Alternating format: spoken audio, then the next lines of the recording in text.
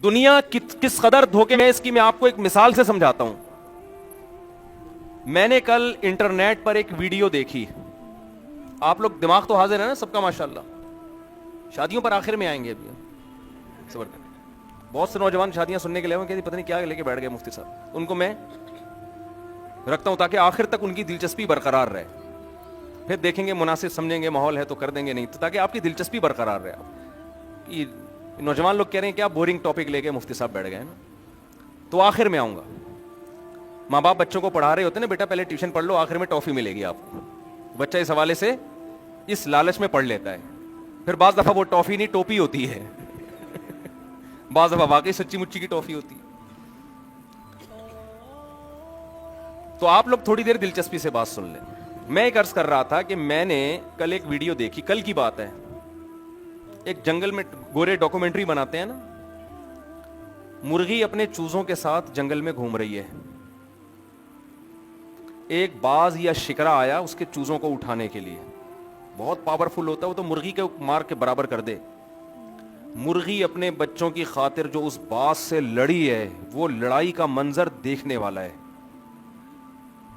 اور ایسے چیخ رہی ہے اپنے پروں کو پھیلا کے, اور اپنے سے کئی گنا زیادہ طاقتور دشمن سے ایسے لڑ رہی ہے کہ اپنے آپ کو موت کے منہ میں ڈالا ہوا ہے اس نے. میں یہ منظر دیکھ رہا تھا اور میں کہہ رہا تھا کہ اللہ, اس منظر کو دیکھ کر بھی کوئی تیرے وجود پر ایمان نہ لے کر آئے, اس سے بڑا بدبخت کون ہو سکتا ہے؟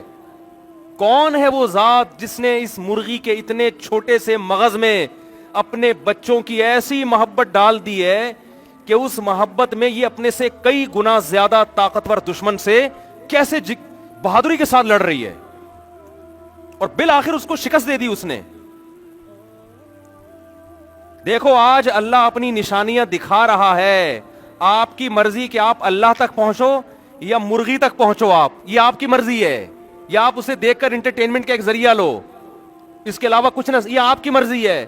کل قیامت کے دن اللہ اپنی نشانیوں کے بارے میں پوچھے گا کہ میں نے اپنی توحید پر, اپنی قدرت, اپنے کمالات اور اپنے ہونے پر کروڑہا دلائل دے دیے تھے, تو تمہیں ہر خبر میں تمہیں دلچسپی تھی, میرے بارے میں تمہیں دلچسپی کیوں نہیں تھی کہ خدا کیا چاہتا ہے, اس کے کیا حکام ہیں, وہ کیسے خوش ہوگا, اس نے کیوں پیدا کیا.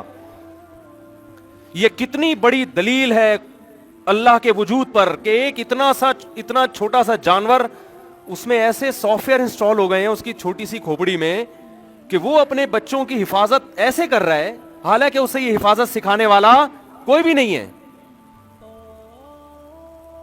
مجھے افسوس اس پر ہوا کہ جب میں نے لوگوں کے نیچے کمنٹس دیکھے نا, تو ان کمنٹس میں لوگوں نے ماں کی ممتا اور محبت کی تعریفوں کی بھرمار کر دی تھی. سمجھ رہے ہیں کہ دیکھو ماں یہ ہوتی ہے, ماں کا یہ جذبہ ہوتا ہے.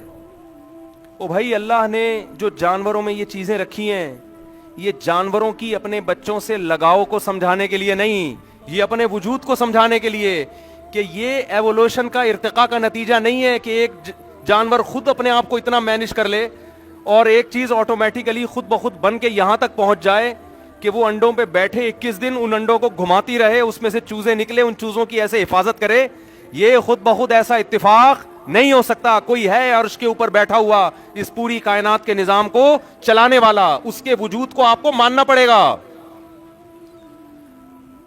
بہت مشکل ہے بات سمجھانا. ابھی تو اللہ اپنے ہونے کے, آج پہلے زمانے میں مسئلہ تھا توحید, ایک خدا پر ایمان لے کر آؤ. آج توحید کا مسئلہ نہیں ہے, شرک کی جڑیں کھوکھلی ہو چکی ہیں. جو بت پرست لوگ ہیں ان کے لوگوں نے خود ہی ان کے دلائل دیکھ لیے کہ کیا ہیں وہ.